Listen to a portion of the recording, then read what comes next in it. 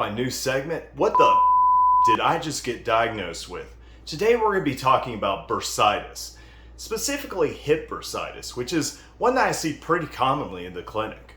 Now, when we talk about bursitis, we're talking about the inflammation of a structure within your body called a bursa. Bursa are fluid-filled sacs, which help cushion against friction in certain areas of your body. They happen in a number of areas, specifically in the elbows, in the shoulders, and in the hip. Usually when I see patients present in the clinic with hip bursitis, they have a couple things in common. Generally, they describe the pain is on the outside of their hip, and it almost has this electrical stinging quality. It doesn't really feel like you'd think it would feel with inflammation. So oftentimes they think something's going wrong with their back or they have a nerve issue. Another thing that I usually find is they have a lot of trouble sleeping. Again, it's very hard to get comfortable. It's very hard to find a comfortable position when they're laying in bed because of that hip pain. The prevailing theory on why this happens involves a structure in your leg called the IT band. It kind of works like a tendon, but it's actually a thickening of fascia, which is the connective tissue that surrounds your muscles. That rolls up against a bony prominence in your hip called your greater trochanter and causes rubbing. Now, 1 step or 10 steps or 100 steps isn't enough to cause this inflammation.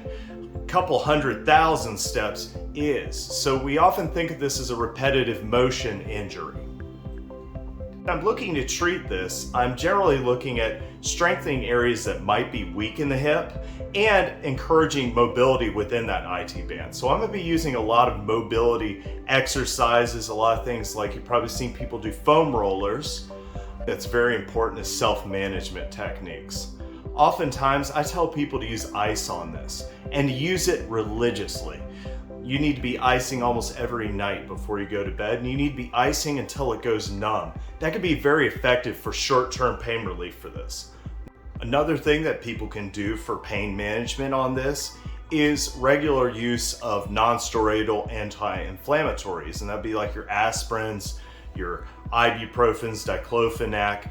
Again, these are available over the counter. Just make sure that you can take these. So talk to your physician before taking any of these medicines if you have any conditions, such as if you're on blood thinners or have a history of GI illness. Another thing I almost always talk about with patients is how they're positioned while they're sleeping. That can be huge for short-term pain relief. Again, generally, I'll tell people who have this that they need to be sleeping with a pillow between their knees, and that helps keep that pressure off that area so they can get a good night's rest. As we know, a good night's rest really does help you be able to have less pain and heal properly. Rarely I'll have individuals who have such extreme symptoms that medical intervention is necessary, and usually that comes in the form of a cortisone injection into that bursa sac on the hip. These can be extremely effective, but they do come at a cost of side effects because you're using a steroid. So generally those are to be provided by either an orthopedist or sports medicine doctor after doing a thorough review of your medical history. In my clinical experience, I've never seen a case of bursitis alone go to surgery. Now, there are some times where bursitis was a symptom of a bigger problem, such as tendinitis of your glute median, glute min. I've only seen a handful of those cases. So rest assured that if you've been diagnosed with trochanteric bursitis, in most cases, you're not going to require surgery. It is required for successful completion of physical therapy or any other treatment plan is consistency with your home exercises and self-management techniques.